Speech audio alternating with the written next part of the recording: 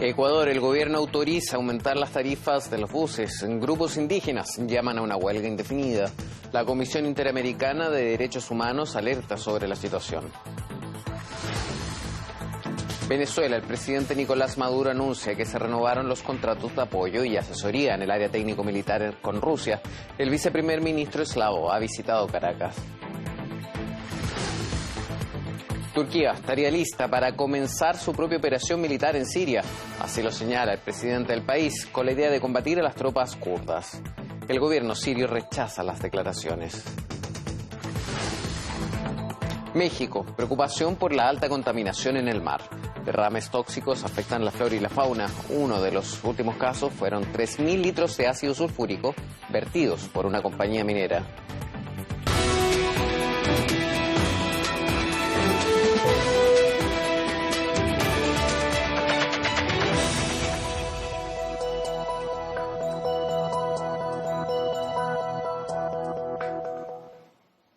Hola, ¿qué tal? Desde el estudio 5 de RT Moscú le damos la bienvenida a las noticias de día sábado. Comenzamos con Ecuador. El gobierno ha autorizado el incremento de la tarifa de autobuses entre 5 y 10 centavos de dólar. La medida llega tras la eliminación de los subsidios al combustible impuesta por el presidente Lenín Moreno.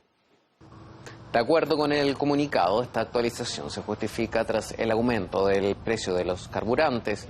El movimiento indígena y los sindicatos han convocado una huelga general para el 9 de octubre.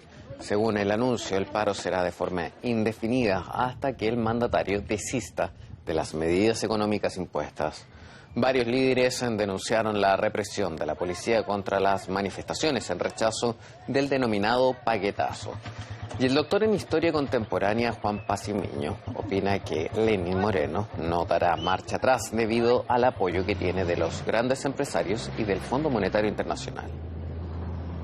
No es posible desde la perspectiva del gobierno dar marcha atrás cuando de una parte sigue un modelo empresarial de desarrollo que tiene contento al alto empresariado nacional, de otra parte cumple la carta y el convenio que se ha firmado con el Fondo Monetario Internacional en el que se incluyen las medidas que viene adoptando.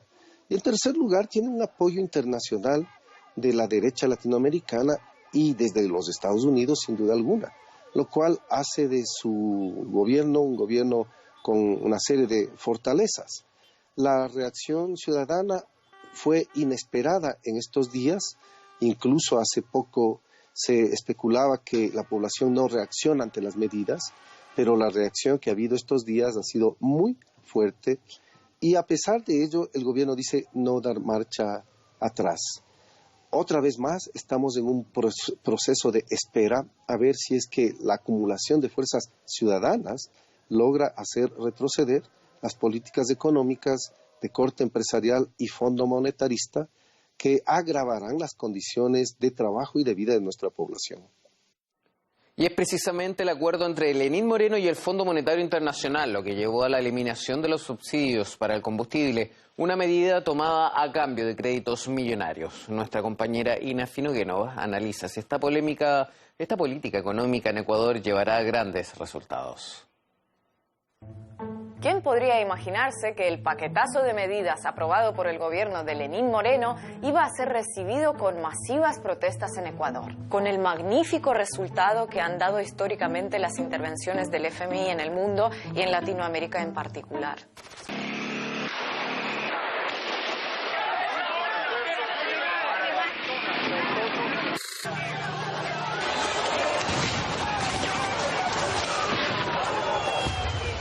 El Fondo Monetario Internacional anunció la aprobación de un préstamo de unos 4.200 millones de dólares para Ecuador en marzo. Ese crédito es solo una parte de un crédito mayor que supera los 10.000 millones de dólares e involucra a otros entes financieros. ¿Cómo se justificó la necesidad de ese préstamo y de los recortes que siempre lo acompañan? Pues como ya es norma en todo mandatario que haya llegado al poder después de la ola populista de la década pasada, culpando al predecesor. Ya saben, la pesada herencia. No se actuó con responsabilidad y ahora tenemos que destinar casi lo mismo de los presupuestos de educación, salud, seguridad, defensa, juntos para pagar una deuda que, insisto, es heredada. Lo dije, saldremos adelante, tomando decisiones y medidas creativas que no afecten a los más pobres. Nunca promoveremos paquetazos como los responsables de esa situación pretenden vaticinar maliciosamente. Oye, pero un momento, corrígeme si me equivoco. ¿Lenín Moreno no formaba parte del gobierno de Correa? Ah, es verdad que apenas ocupó puestos secundarios, ¿no? La vicepresidencia durante 6 años. ¿De qué podía enterarse él en ese cargo? Pero como siempre pasa con el FMI, una cosa es el préstamo y otras las condiciones. El organismo desembarcó en Ecuador cargado de eufemismos, rápidamente replicados por el gobierno. Eufemismos que siempre es mejor pasar por un traductor para aclararse. Armonización de salarios en el sector público, es decir, rebaja del 20% del sueldo para los nuevos contratos ocasionales. Reforma laboral para adaptarse a las condiciones del mercado, es decir, eliminación o privatización de organismos públicos y continuar con la ola de despidos de funcionarios. Actualización de tarifas por servicios al ciudadano de entidades públicas, es decir, aumento de las tarifas de servicios. Optimización de los subsidios a los combustibles, es decir, eliminación de los subsidios y aumento del precio del 29% en gasolina y 123% en diésel. Todo, claro está, para que los ciudadanos tengan más trabajos, más emprendimientos y mejores oportunidades. En el gobierno y en la mayoría de medios ecuatorianos parecen muy sorprendidos de que miles de ecuatorianos no den saltitos de alegría por tener que empezar a pagar el doble por servicios básicos, ver reducidas sus vacaciones a la mitad o entregar mensualmente un día de su salario. Así que ante las protestas masivas reaccionaron hablando de insurrección, golpe de Estado o directamente culparon a los manifestantes por ser reprimidos.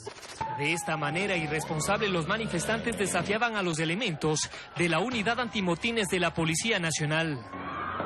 No faltaron ni siquiera algunos que aprovecharon el momento para sacar a relucir su xenofobia, acusando a los migrantes venezolanos de estar detrás de los saqueos. Del anuncio de la ministra de Interior de que todo estaba en calma en el país, se pasó a la suspensión de clases y decreto de estado de excepción en un abrir y cerrar de ojos. Durante 60 días, el presidente podrá desviar fondos públicos, cerrar aeropuertos y fronteras e imponer censura previa a la información presentada en los medios. Aunque visto lo visto, no creo que vaya a tener que aplicar mucho esta última medida, la verdad. Y detrás de los transportistas que han plegado a la paralización de actividades en todo el país está una dirigencia que en algunos casos permanece desde hace décadas encabezando las acciones de protesta. Dirigentes que se han rozado con la política y han hecho de las protestas su modo de subsistencia.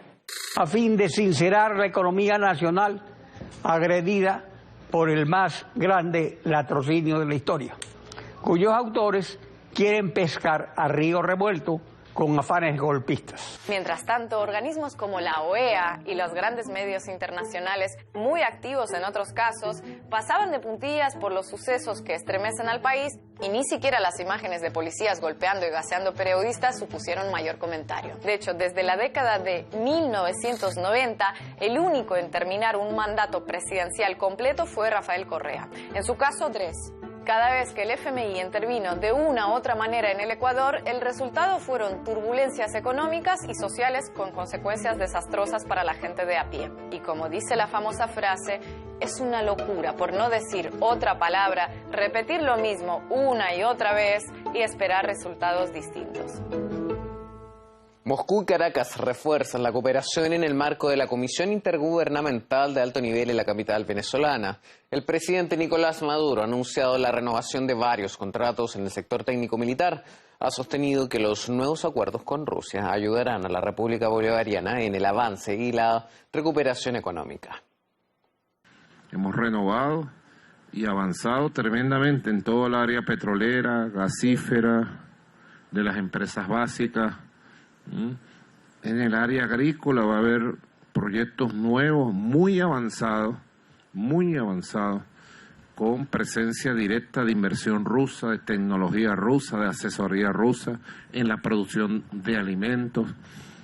Hemos visto la cooperación técnico-militar que marcha de acuerdo al cronograma de manera perfecta y hemos renovado pues todos los contratos de apoyo, asesoría y avance en el aspecto técnico-militar. Desde la parte rusa señalaron que ambos países elevan las relaciones a un nuevo nivel en medio de las sanciones unilaterales de Estados Unidos. Además, el viceprimer ministro Yuri Borisov ha declarado que si se mantiene la dinámica actual, el comercio mutuo podría alcanzar un volumen de 150 millones de dólares. El alto cargo se reunió además con la vicepresidenta Delcy Rodríguez y con el ministro de Industrias y Producción Nacional, Tarek El Aizami. Estados Unidos y Corea del Norte tienen puntos de vista distintos respecto a los resultados de las negociaciones en Estocolmo sobre la desnuclearización. Washington dice haber tenido buenas conversaciones y discrepa con la evaluación negativa de Pyongyang. El jefe negociador norcoreano dio por rotas las conversaciones por no haber cumplido sus expectativas. Señaló que Estados Unidos no ha cambiado su antigua postura.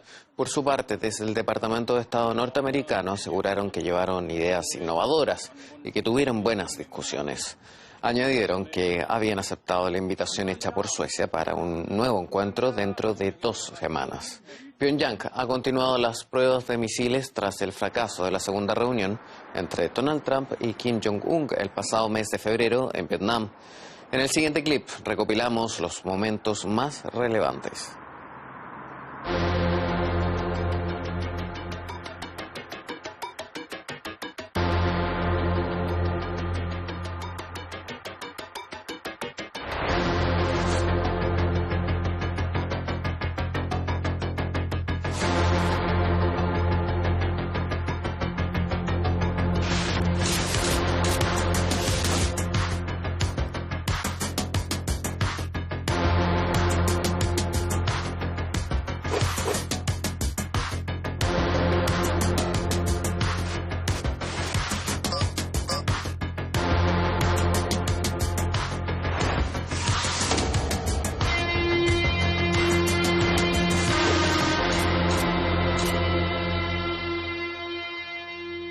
Turquía declara que está lista para empezar una operación militar en el noreste de Siria. El presidente Recep Tayyip Erdogan ha anunciado que el objetivo es eliminar de las zonas a las fuerzas kurdas de las unidades de protección popular.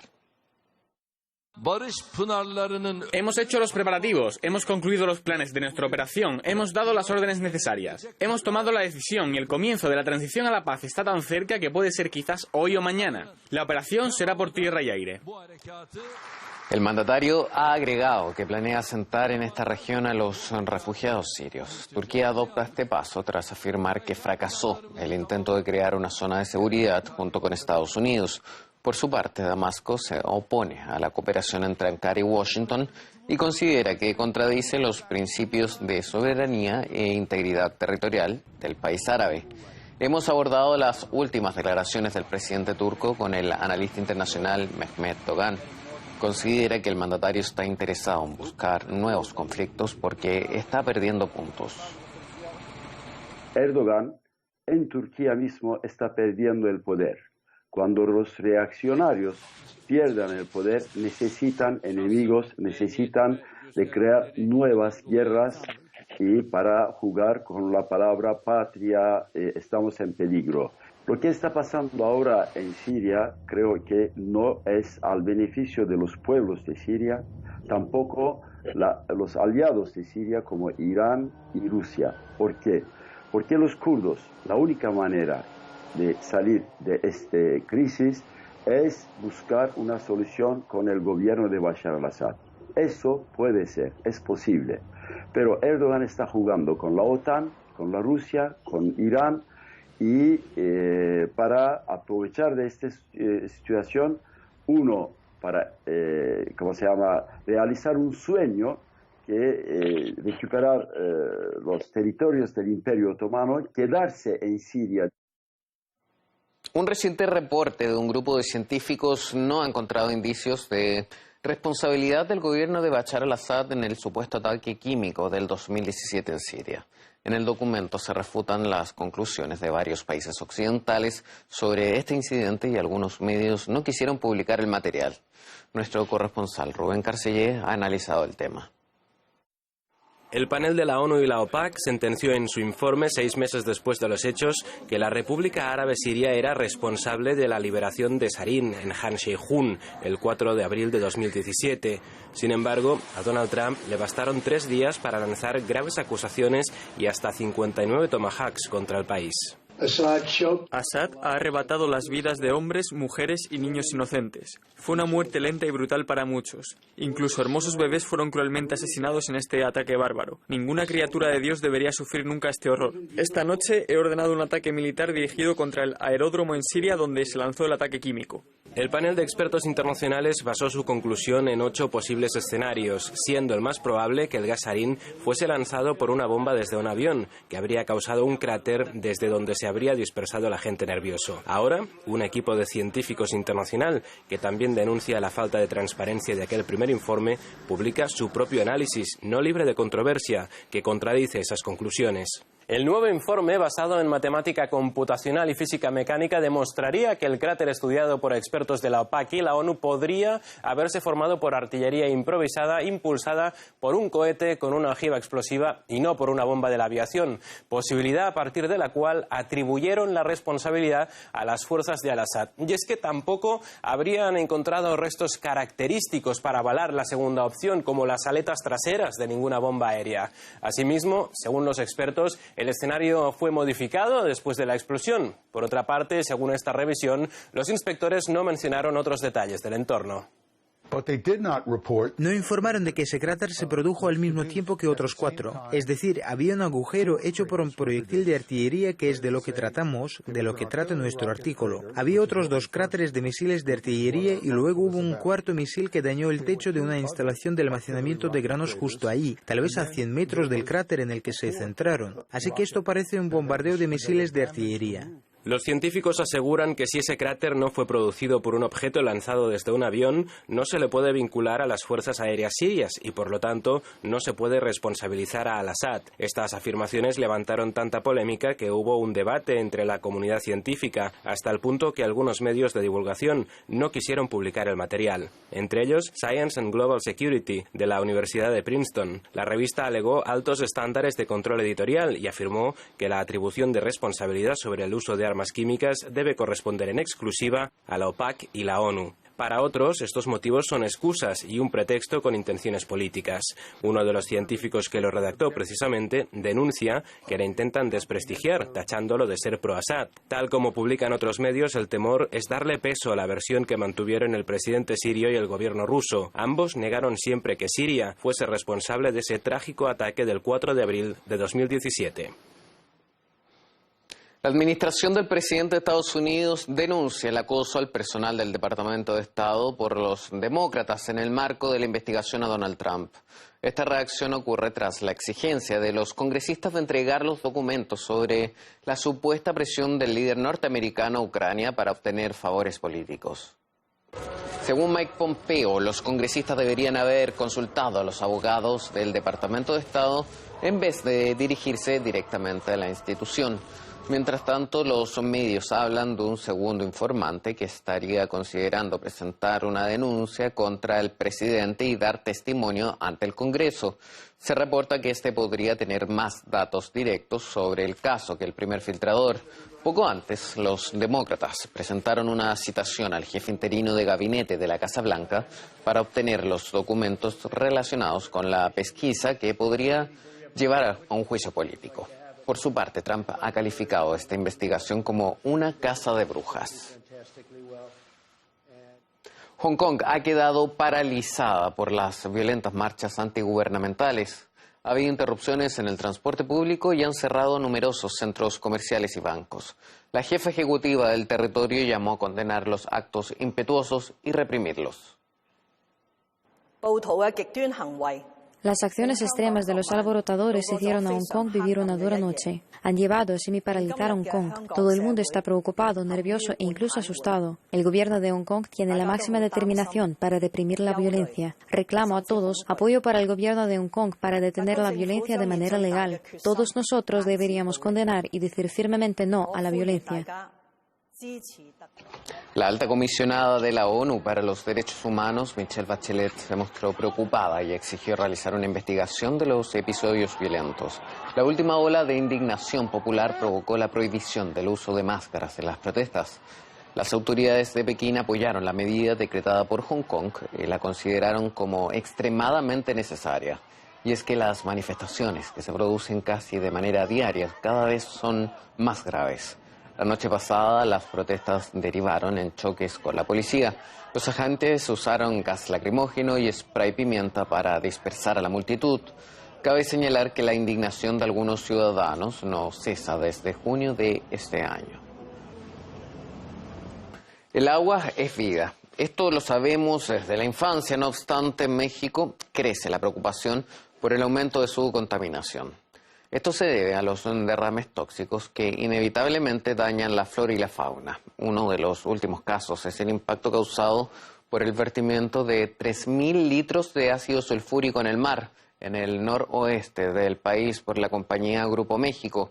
Este incidente provocó un desequilibrio en el ecosistema que fue disimulado por la empresa. Pamela Quebec nos resume este problema. Los mares y ríos mexicanos están llenos de vida, de ecosistemas, de especies endémicas o migrantes y en algunas ocasiones de petróleo crudo o sustancias tóxicas. El Océano Pacífico, el Golfo de México y diferentes ríos mexicanos, así como especies que sobreviven en el mundo subacuático, han tenido que aprender a lidiar con accidentes petroleros y derrames de distintos tipos. Sí, seguro recuerdas las imágenes de pelícanos y gaviotas que levantan las alas tratando de quitarse el viscoso producto que se les pegó a las plumas, o tortugas que se vuelven de pronto en una bola negra flotando en el océano. Todo esto podría parecer novedoso, que ocurrió hace algunos meses, unos cuantos años quizás. Sin embargo, la realidad es que los vertidos de crudo y de material venenoso y mortal en los litorales mexicanos han ocurrido desde hace al menos 20 años. En julio de este año, 3.000 litros de ácido sulfúrico, que no es más que un compuesto corrosivo utilizado en la industria metalúrgica, fueron derramados por Grupo México en el Mar de Cortés, una de las zonas de mayor biodiversidad en el país. La empresa, a través de un comunicado, aseguró que esto había sido un evento en el que se habían aplicado medidas de atención y que la situación se había controlado rápidamente. Sin duda, estos empresarios y sus equipos de control de daños tienen una manera muy particular y elegante de usar el español, porque según lo que explicaron científicos de la UNAM, lo ocurrido aquel día en la terminal marítima de Guaymas no fue un evento, fue un ecocidio, un crimen ambiental. Desafortunadamente, este no es el primer caso en el que Grupo México se ve involucrado de manera nociva para el medio ambiente. En 2014, la mina Buenavista del Cobre, perteneciente a este grupo, se vio involucrado en otro accidente que vertió más de 40,000 metros cúbicos de desechos tóxicos en los ríos Bacanuchi y Sonora, siendo este el peor desastre medioambiental de este tipo en México, el cual afectó directamente a 24,000 personas que se abastecían de agua potable de estos cuerpos de agua, mismos que luego del derrame se llenaron de sustancias tóxicas como arsénico y plomo.